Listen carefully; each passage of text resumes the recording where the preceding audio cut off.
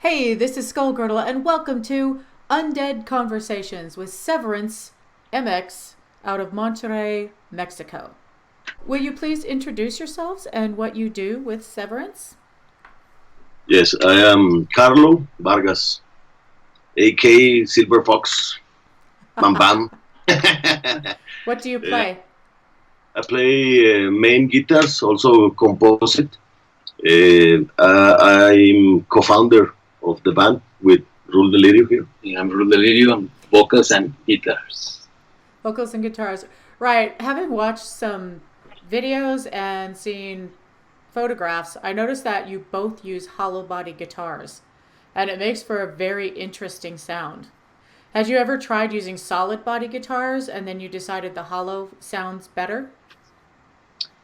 Yeah, I tried, but I'm not a very experienced guitarist. I'm most a listener or a fan of guitarists. Mm-hmm. But uh, for my guitars, I get a lot more of sensitivity of the effects that I want to reach. Maybe you can say that in a solid body guitar, it's maybe more you can sense the changes more dramatically. So in an unexperienced guitarist like me, it's way better. Well, I like it. I think it sounds unique, and I think that the guitars is one of the things that makes Severance sound unique. And Well, the rhythm maybe guitar, yeah, both guitars together is what does it. maybe Billy Duffy gets a lot of fault on that too. Okay, so I don't know what the scene is like in Monterrey. Is it large? Do you have a large goth scene, or do you mostly have to play somewhere else?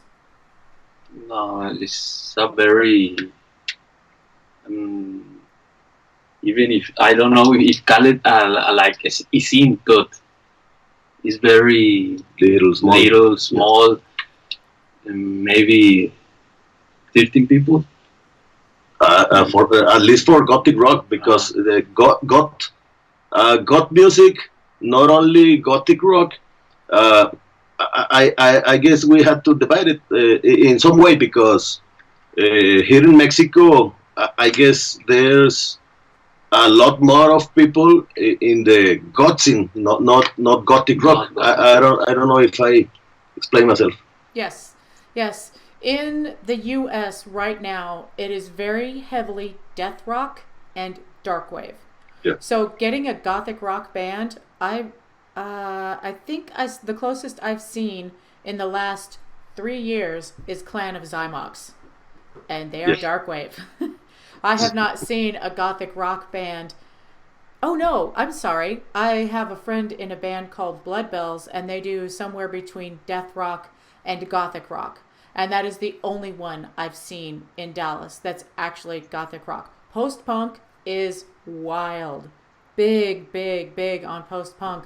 But gothic rock, I've talked to other gothic rock bands, and some of them don't want to call themselves gothic rock. German gothic rock bands don't, they call themselves dark rock, because when you put the word gothic rock on it, you won't get gigs.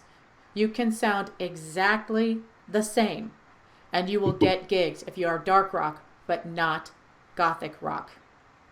Is Yeah, that I guess it has something to do with how people identify our influences. Because for me, it's just a label, I yeah, can say.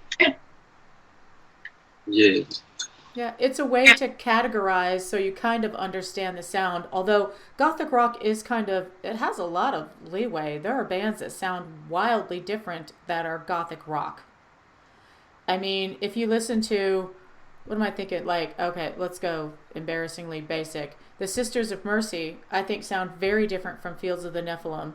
And both of Yeah, those bands sound very different from Still Patient. And Still Patient sounds very different from Nun, sounds very different from Last Dusk. yeah, And I think that the perception is that it all sounds the same because when people listen to Gothic rock, the first thing they say every fucking time is, oh, they sound like Sisters of Mercy. And y'all don't sound like Sisters of Mercy at all. But I think it's from the riffs. Like, there's a few riffs from Fields of the Nephilim or Sisters of Mercy that are very common because they made the genre. So, where do you play the most? Here in Mexico, in Mexico City. Mexico City? Yeah. Big scene? More bigger than here, maybe. No, there is a lot of places there. Many venues and bars and. Yeah, it's a three floors venue. Real That's under. large.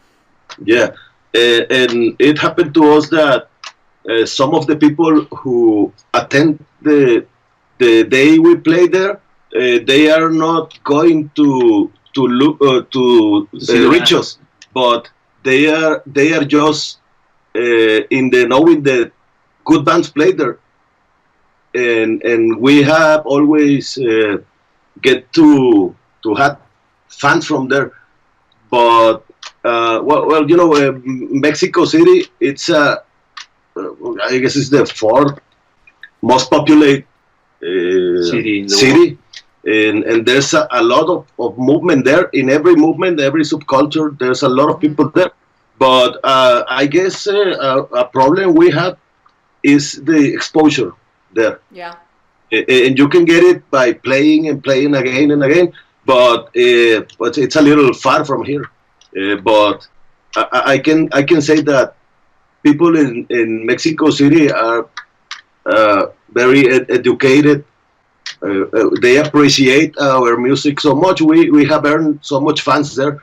Here in Monterrey, it's a little different. You just correct me. Well, you got centered now. There you go. I have heard great things about the Mexico City scene from every band that's ever played there. So they treat you well?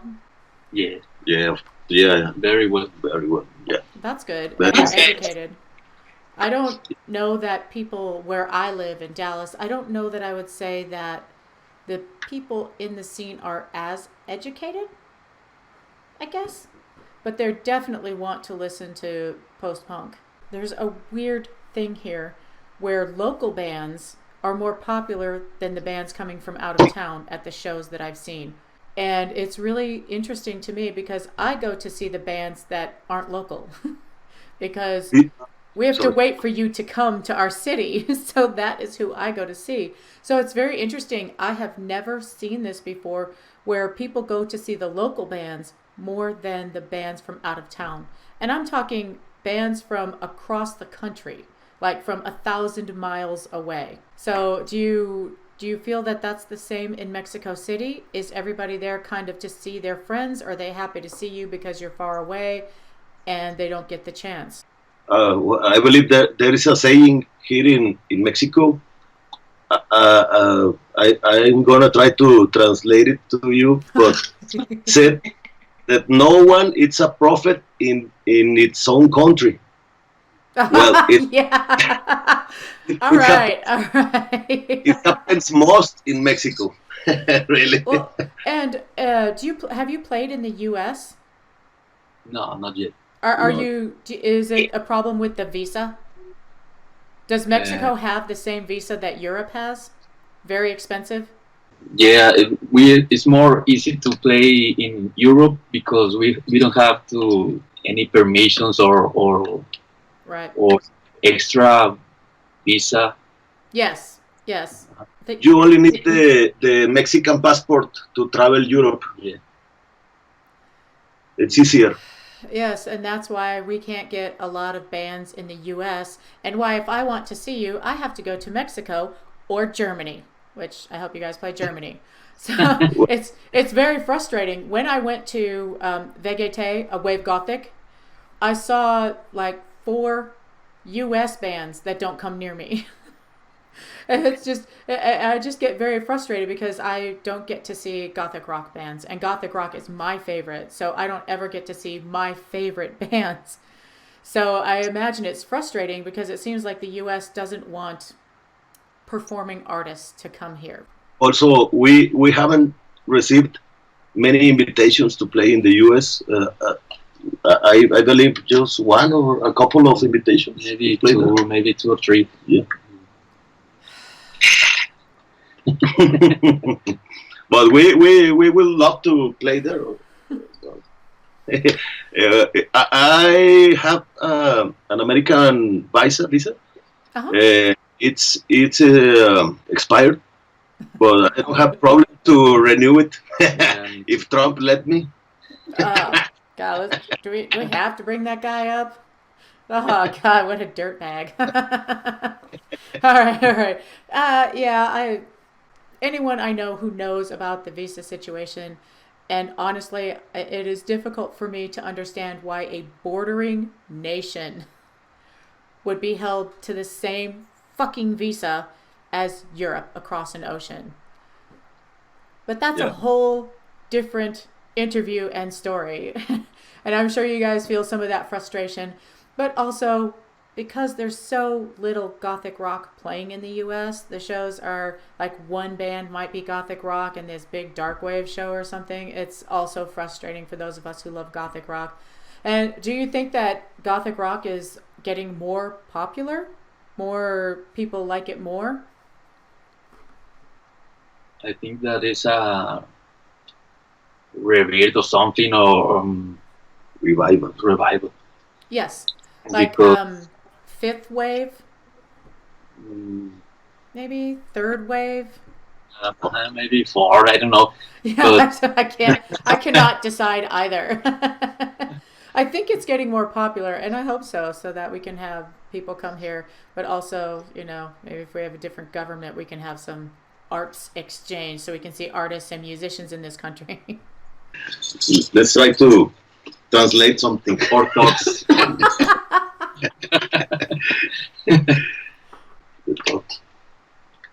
My thought is this. I think that you can.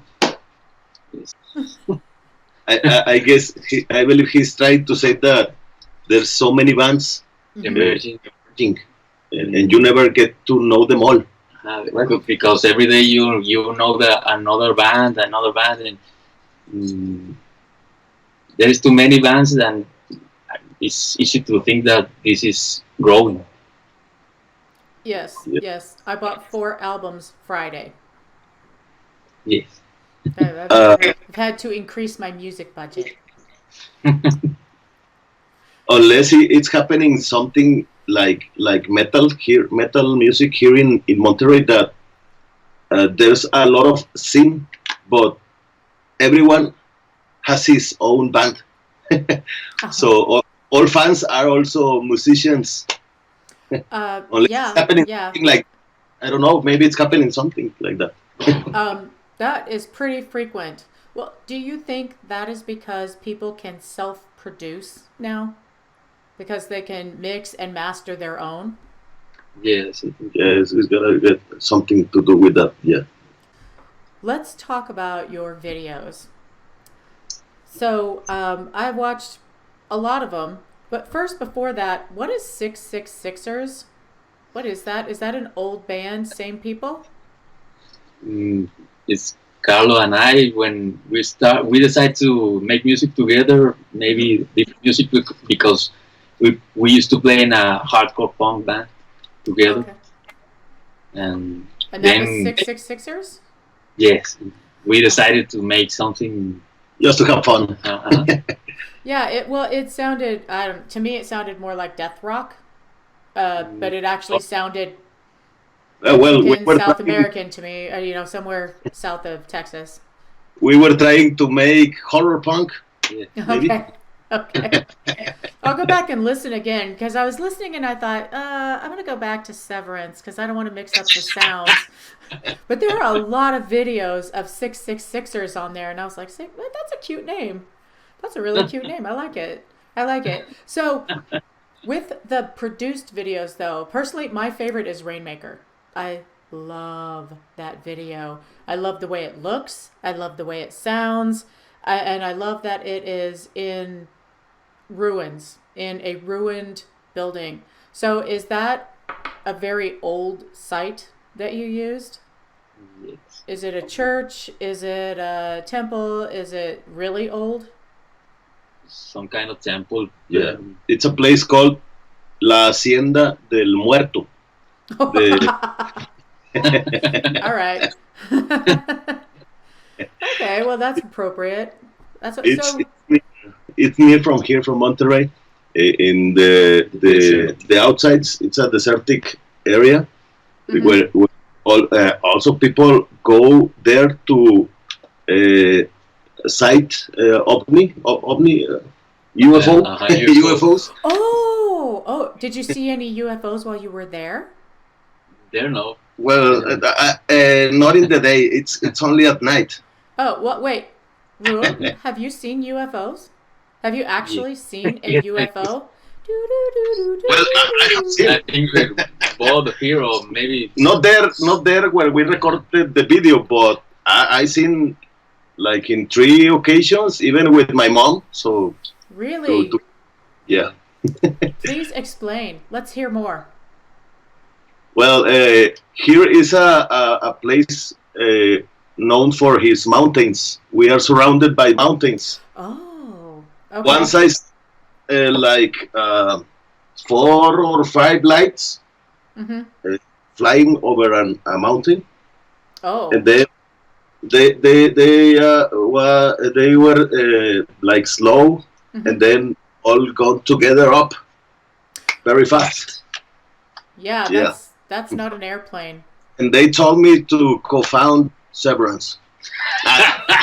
Just kidding. Right, were they also little green people? great. It's time to form Severance. Wow.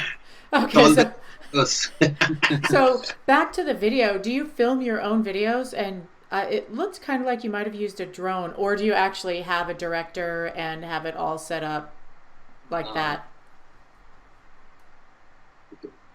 We all do it by ourselves with just maybe a concept. Are you videoing on cell phone? Are you using cell phones? We use drone. Okay, good. Well, you are not the only ones to completely self-produce your videos, but I just particularly like that one, and I think it's actually probably the drone that does it, because it gives a different angle, kind of like coming in like that, and it's very effective, and it's very interesting that it's Rainmaker and you're standing in the dirt. Yeah, and rain never show up. Right. And the other one is we also use cell phones, but high-end cell phones. Okay, just for the record. Yeah, we're not going to use our 25-year-old flip phones for that. Do you have that iPhone with the 3 weird cameras?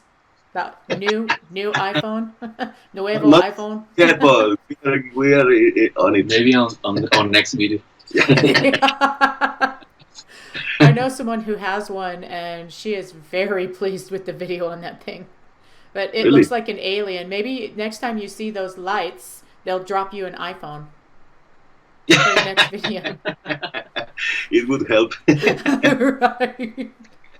Okay, so the other video that I saw, the 2 newest are Rainmaker and I think Shell My Skin,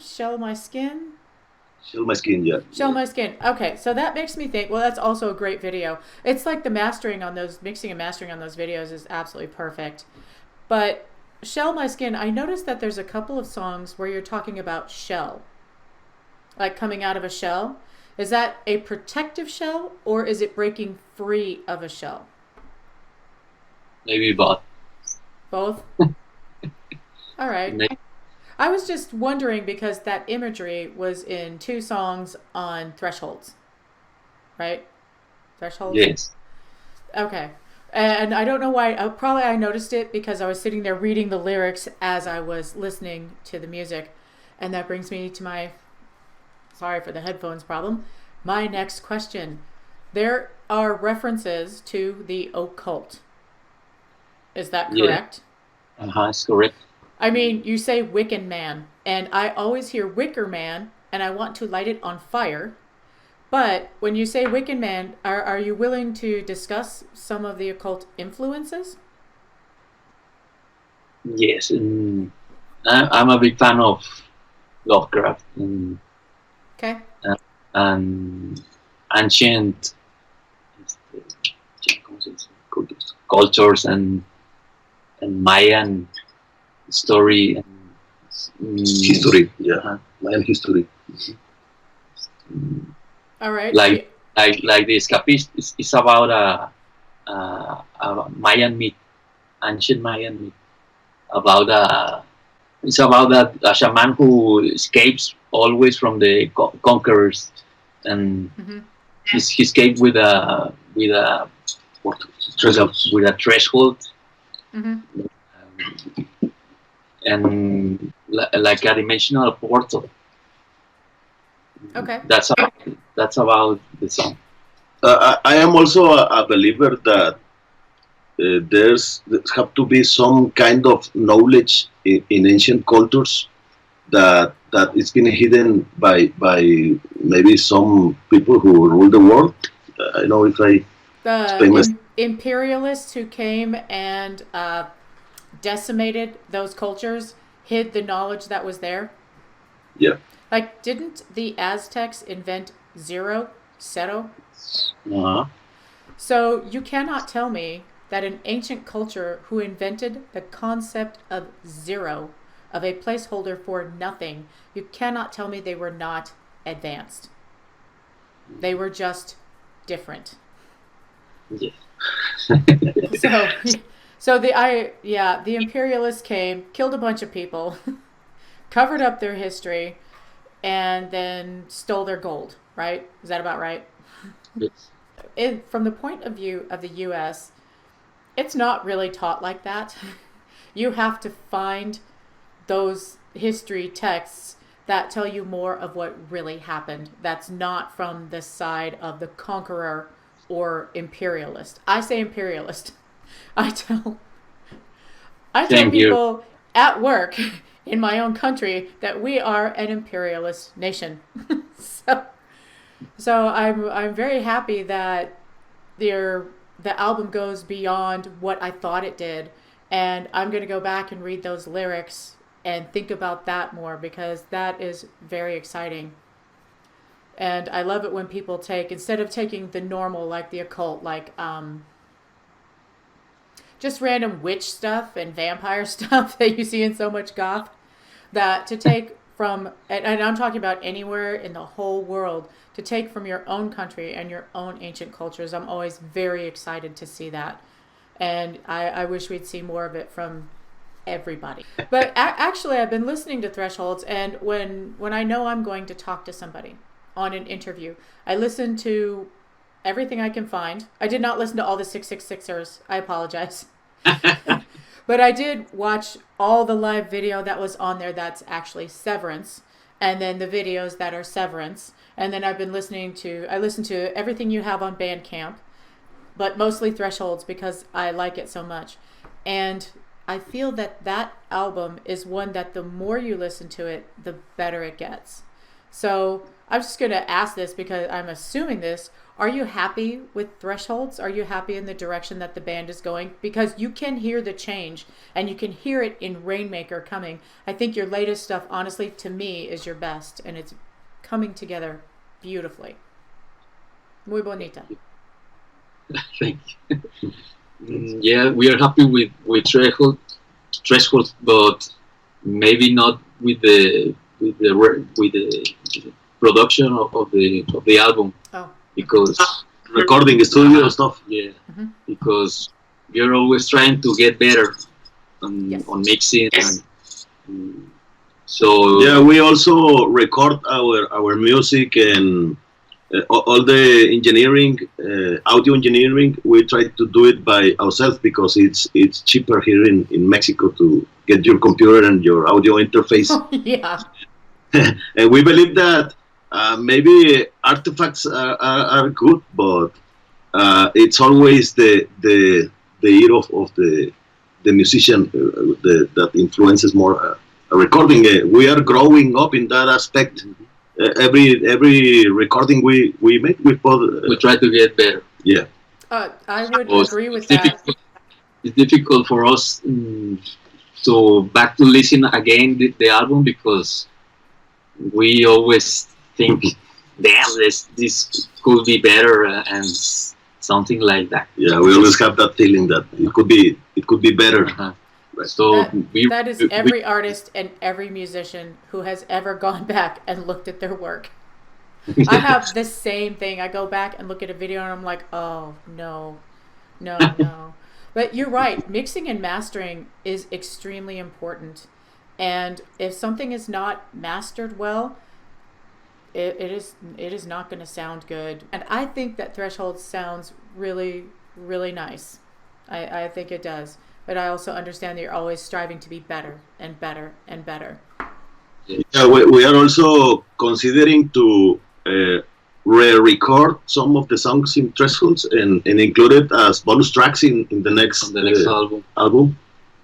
Just for ourselves. Because you want to remix it or remaster it? Re-recording the whole process, yeah.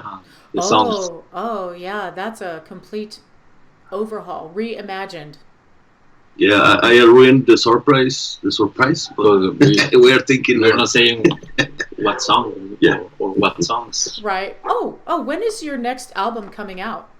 Yeah, early 2020, maybe January or February.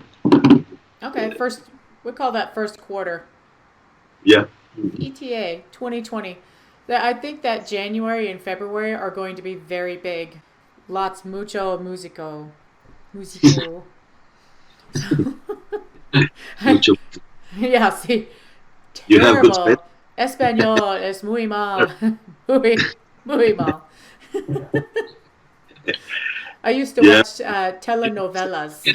We can talk the whole interview in Spanish. Yeah, because you're good. You're getting better. Oh no. Okay, so, have you ever had a show go just bad? Equipment breakdown, or just some band didn't show up, or just crazy? What is your craziest show? Our last show here in Monterrey was a disaster for us in many ways. Yeah. In many ways, because my guitar was sounding very loud in my monitor. Don't know. It was the third time we played there in this year. We even had very good shows there with Horror Vacuum or the World of Day. Awesome shows. Mm-hmm. This last one, we received Ariel Maniquí and the Black Halos, and good band. A lot of things happened there. My switch from my pedal effects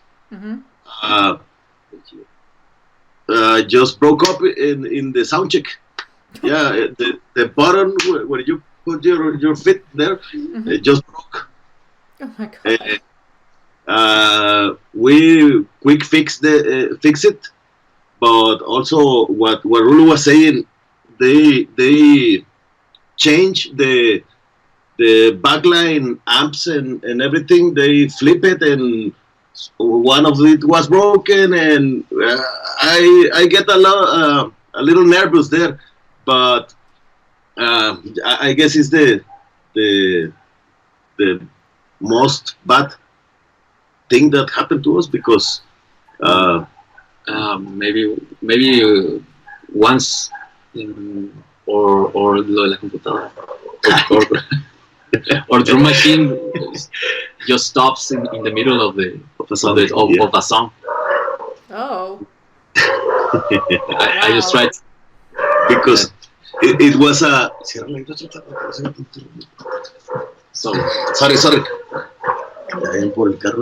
That's okay. I've been thinking mine would start barking any minute, so.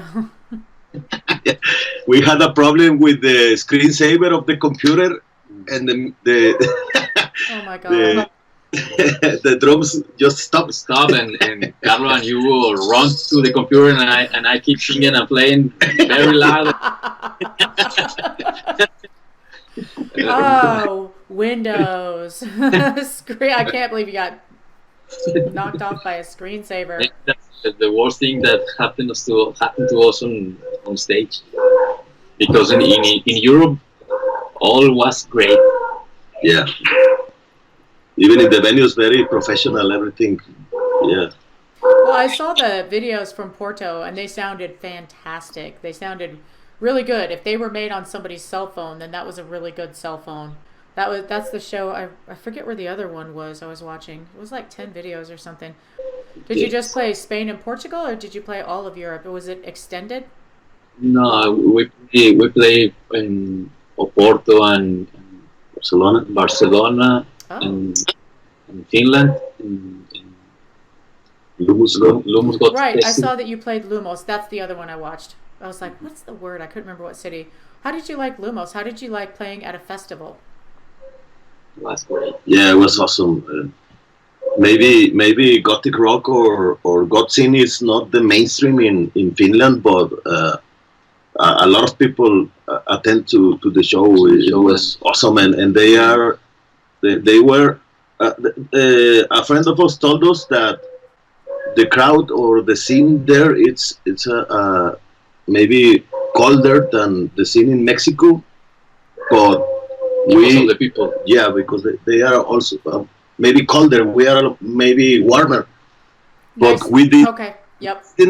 we didn't sense that because people was great. Yeah, Right. we start playing, and we were very nervous, but when we start playing and people start dancing, mm, we change, and we feel great on stage Felt, yeah. because we can see all the people dancing. Oh, it And looked good.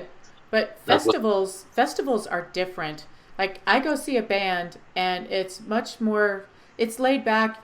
You play really well, but a festival is just different. It is crazy and everybody's like this the whole time, and it's almost blinding. It's like a merry-go-round because it's just nonstop input. Just things are happening nonstop. And I wasn't I don't know what it's like for a band. I assume it's the same as it is for a fan, where it's like so many things happening at once and you're just kind of heightened. And when I see bands play at festivals, a lot of times that is where you play your very best. There's something about the excitement because it takes effort to get there. For me as a fan, it takes effort. Sometimes you've traveled very far. There were people from the US, I mean, there were people from Mexico, obviously, at that festival because you were there. But there were people from the US at that festival. So once you've traveled 12 hours on an airplane and you have to pack all this stuff and there's so much excitement, I think that the fans are ready to love you very, very much in that case. Is that how it felt? Yes, yes. Because we just stand up on the stage, and I say we are here from Mexico, and all the people start, Yeah. and that was very. Yeah, they were very excited to see us, to watch us. Even the people who didn't know of us, Mhm. they were very open and really enjoying what we were presenting there. Right? Good. I think that there's a certain romanticism about the Mexican goth scene for the rest of us. We see things about it, and we see goths in different cities in Mexico, and especially city of Mexico, so that we have romanticized that you guys have the best scene. Germans probably not. I mean, let's be honest. They have a kick-ass scene. They have the Schwarz scene, so they mix it all up. But a lot of people are like, you say, they don't talk about Mexican bands that much, which they should be. But when you talk about goth in Mexico, they get very excited. Does that seem weird to you? Or are you like, yes, please, more? Well, I believe that it is not only in the God scene. I believe that every Mexican is obsessed with music and are very supportive. And it shows in the goth scene. Mm-hmm. It reflects in the goth scene that, especially when foreigner bands come to play in Mexico, it's very well received. That's how it should be. Yeah. Yeah, I come from a country of reality TV. So those of us who really love music, sometimes other people don't get it. They don't get why you've always got your headphones on at work and you're always discovering a new band and you're like, oh, have you heard this? And they're like, I don't care. Have you seen the Kardashians? And I'm like, no. Hello, everybody. This is Severance, and now you can see them. We've turned on the lights, so I am that person that until I can't see, I will not turn on the lights because I don't like light bulbs. I like natural light, but I'm also not wearing sunglasses, so I can see. When I'm driving from my work, and I forgot my sunglasses, I start crying and driving. Well, it's very sunny and very warm in Mexico, right? Yeah, a lot. That people go there for the sun. How cold does it get in the winter? Yeah, but we're trying to calculate the centigrados to Fahrenheit. No, you can say centigrade. I understand centigrade. Maybe 10. Oh, that's way colder than I thought. 0? Goes on below 0. 0? Yeah, below 0 degrees. Do you get snow? No. It's very weird. Yeah. Not often, but we had like 2 or 3 snows in the last 20 years. Yeah. Snow. Yeah, I guess I just didn't think it snowed there. Because it's so warm, very hot in the summer, right? Yeah, but we are in the north of the country where the weather is very extreme. Yeah. Oh, okay. This is very similar to Texas. Yeah, because it's windy as hell in the winter and it sucks. Yes. Sometimes we can maybe 42 grades and in the morning 20. Very extreme. In the same day. Yeah, we have that right now. You know, in the U.S. we learned centigrade, we learned metric in grade school, and then the country didn't change. So I actually learned this a long time ago in the distant past when the U.S. was actually trying to be part of the rest of the world. And then Ronald Reagan happened and that was over. And the rest is an unfortunate series of events of history, ending with the Orange Nightmare. Pesadilla nightmare. Pesadilla? Okay, well that. Orange Nightmare. Because I used to call him El Cheeto something. But then I thought, I love Cheetos. I don't want to name something horrible something I love. And I want to eat Cheetos. So delicious. In one occasion that I traveled to San Antonio, Texas, and then in certain mile, you get always stopped by a border patrol and to watch your permission to certain kilometers trespassing. Trespassing. In San Antonio? Yeah, in the highway. Fucking Texas, man. They always stop you and I the first thing I did in that travel with my wife, I just crossing the border, I buy some Cheetos, and my fingers were all red. Did you get flaming hot Cheetos? Yeah, that's what the policeman asked me. Are you eating hot Cheetos? Hot Cheetos are very, very popular here. Do you have those in Mexico? They sell them there, don't they? Hot Excuse me? Cheetos? Yeah. Yeah, but it tastes a little different. Oh, they do. Well, yeah, here we get Takis, but every kind of chip comes hot in the US. We are obsessed with stupid hot food, like ghost pepper hot, like it hurts. Like there's no flavor. I don't eat hot Cheetos. I'm the only person I know who does not like hot Cheetos. And so everybody thinks I'm eating hot Cheetos. Oh, I want some Cheetos. Oh, they're not hot. I don't want any Cheetos. More for me.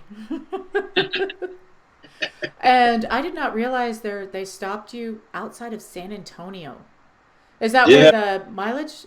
Maybe it's like San Antonio's not close to the border though, is it? no, it's like Hundreds of miles. 100 kilometers, or uh, I guess it's like 2 hours, or two and a Why? half hours from the border. But in certain kilometer, they stop you just to watch your if you are a visitor or Just to fuck with you. yeah. Yeah. Yeah, our border patrol. So yeah, I had no idea, but again, I don't have to worry about that because, you know, wow, I don't know what to do with that. It just doesn't make any sense. They're supposed to check at the border. So what were you doing in San Antonio? Just on vacation? Do you have family Yeah, there? yeah, we went just to vacation to watch the beautiful lake in San Antonio and the malls and everything's beautiful, really beautiful in San The Antonio. river walk is really beautiful. Really San Antonio is a nice city. I've been there a few times. It's beautiful. definitely, people think Austin is the greatest city in Texas, and I'm not a fan of Austin. I think San Antonio is prettier. I think Houston has more culture. I think Dallas has more going on for it, but Austin is where the weirdos are, I guess. Although a lot of bands that I want to see do come and play in Austin, which is 3 hours, 3.5 hours away from me. What is your favorite concert that you've seen? And it doesn't have to be goth. It does not have to be goth. I guess for me it's the Patch Mode Mm-hmm. in El Foro Sol, Mexico City, Mm. 2 years ago, and maybe Okay. 6 years ago, The Cure here in Arena Monterrey, Monterrey, Mexico. Mm-hmm. It was awesome. They played for all of the songs you like. You I can have imagine. heard that that was an excellent tour. It was awesome, really, really awesome. Well, they've been playing together for 40 years, so they kind of have it down. And Robert Smith sounds so good. I would not expect him to sing as well as he does. So, Yeah, Lou, what is your favorite concert that you've seen? Nick Cave and the Batsits. and the Batsits. BK. Oh, Nick Cave. Nicasio Cuevas, Nick Cave. Yeah, it's thank you. It's me. I have a hearing problem. Okay, so Nick Cave was good. It wasn't spoken word because he's only doing that now. Okay, we saw them at the Push the Sky Away tour in 2000. Oh. I I've heard that he is great live. He also made eye contact with me, Nick. And I, Oh. like the only UFO thing to me. And then you form Severance. Yes. Well, what are some of your main influences? What are your favorites, or what do you feel comes through in your music? I think the Nation. The Cult. Early the Cult. Love and Rockets. Oh wait, that's the Cult. Yeah, Sorry, Rockets. I don't know why I think it's Love and Rockets. It's because they're both black, white, and red, and it's old, and I'm old, and I can't tell anything. No, I believe at least talking to myself in guitars, I like trying to not emulate, but really influence in that old guitars of the Cult. I don't know, Snake Corps or Play Dead or things like that. No Carl Perkins in there. Maybe, yeah. Carl Perkins.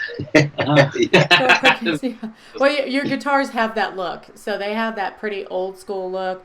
They're just so pretty. Seriously, I'm watching, I don't remember what show it was. I don't remember if it was Lumos or Porto, because those have honestly, they have the best sound. And I could not stop staring at your guitar, Rul. Sorry, I'm trying to say your name right, and I'm failing because I'm so bad at Spanish. But your guitar, I'm serious.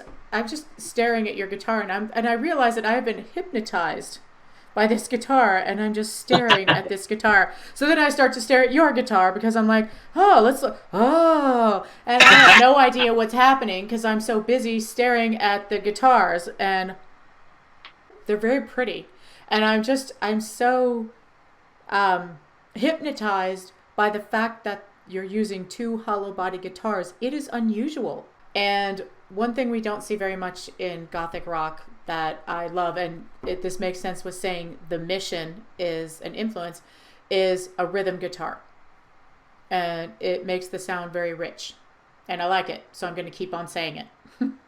Thank you, thank you. If you put attention on my instrument and compare it with Rul's instrument, box of the hollow guitar from Rul, it's wider, the box. Yes. And it's a little tighter, shorter. Yeah. And they produce different sounds. Maybe even it may be a little difficult to try not to slap the sound because of the nature of the instrument. But we really haven't had problems with that. We are really aware of how we want to sound, and it hasn't been a problem. Maybe I believe that what you were saying, that gets richer the sound, and they get together well. Get together well. Right. Well, you've also got a really, really strong foundation with the bass. The bass sounds great because that's your rhythm foundation, and obviously it takes everybody to make a band, because Rul's singing would not sound like it does, where it swells and fades and really conveys what you mean.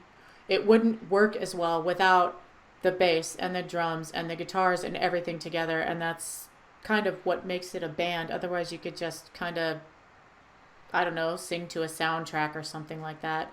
So it sounds really good, and I can see the evolution. So I'm very excited to see the next album and the remastering. We take it very, very serious when it comes to bass.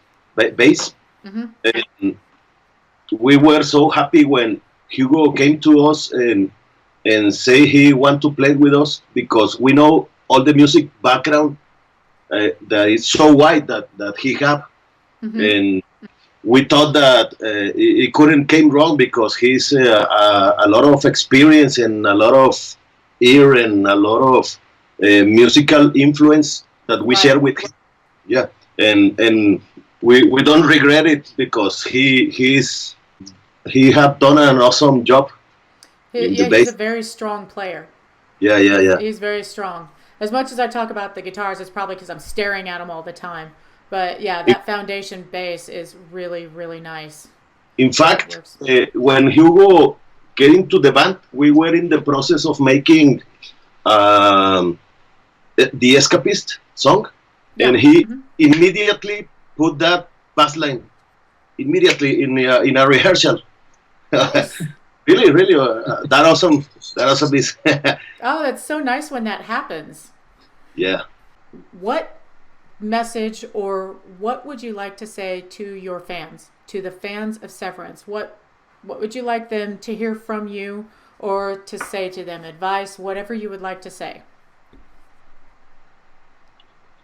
I really admire our fans just to get to know us, because they seem, or they are looking in not in the mainstream. They are looking the same that we are giving. For me, that's admirable, or at least I respect that. Rul?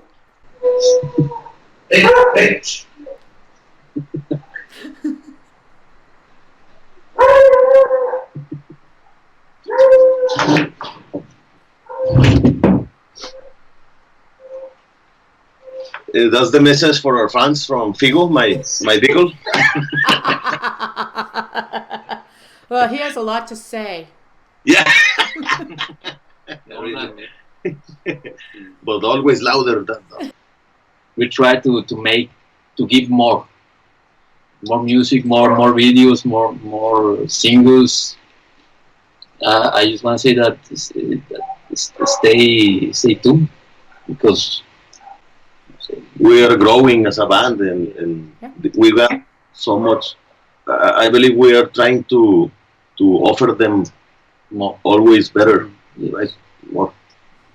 I would say so far that you've achieved a lot. A lot. Thank you. And you're doing very well. I'm very excited to see the next release. If I don't make my ears bleed on this one, because I've listened to it so many times. So when's your next tour? You're coming up with an album. When's the tour? Yeah, we are planning a tour in 2020. Mm-hmm. We're trying to get more dates. If anyone is interested on booking us. Where in the world do you want to be? We have already a couple of dates in Europe. Oh. Spain. Yeah, it's in Spain, Mm-hmm. and at Portugal. Yeah. Mm-hmm. But we are trying to get as more dates as Right. booked as we can in Europe. Okay, so Yeah. Europe, Severance will be available in 2020 early with the release of their next album. Maybe in the half of the year. 2020, May in June. May and June. Did you hear that? Book Severance, May and June in Europe. Chop chop, let's do it. Bonus. Give them a call. Get on Facebook. They'll answer you rather quickly, I might say. I think 20 minutes is the longest it has taken you guys to answer me. Yeah, Rul, it's always on the phone. Yeah, so. Well, there's got to be somebody handling the social media. Yeah, the three of us is always trying to give a quick response to messages. To fans. Right. And Right. But the social media guy in Severance. Yeah. Contact Rul at Severance MX on Facebook. Probably Instagram as well. I think I follow you guys there too.